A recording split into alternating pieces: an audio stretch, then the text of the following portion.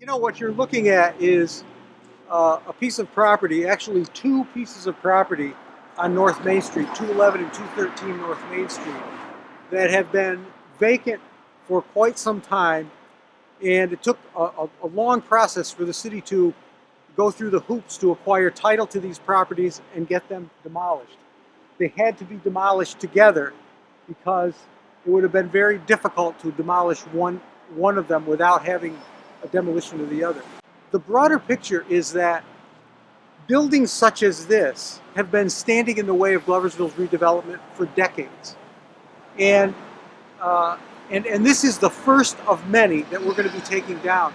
One of the highest priorities of my administration is to get rid of the things that are standing in the way of greater development. I want to emphasize what further demolition we're going to be doing in the city. This is the first of many projects that the city is going to embark on that are demolition for getting rid of those weeds. This is the first one. We also have 70 Division Street, which is the old Papa Glove building, coming down very soon.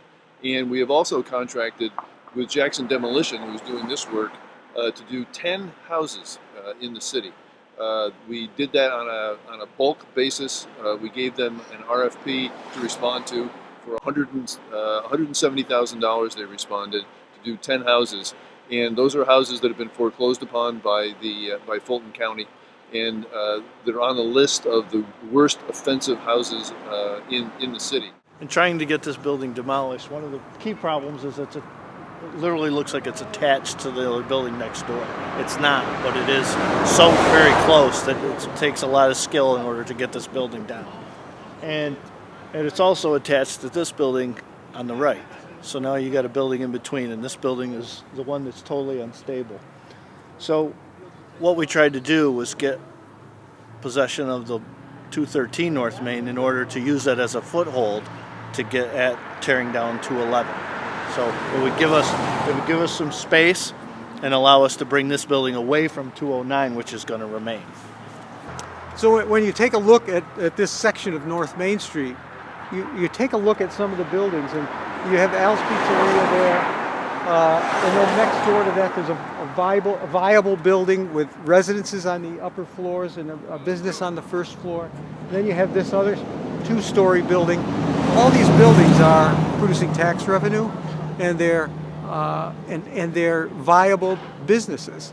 On the other side, you have A&M Prospect Properties.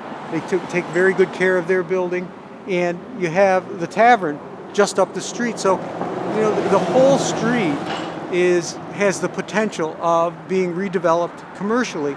And then in the middle of this, you have these derelict buildings. This is an example of the damper. A building that's not being maintained, a building that's vacant and not producing tax revenue. This is the type of thing that happens in a city when there's a disinvestment. And so this demolition really represents a real step forward in redeveloping the city and opening up this area, which will be a city-owned lot, which will be available for commercial use or mixed use once this building is gone.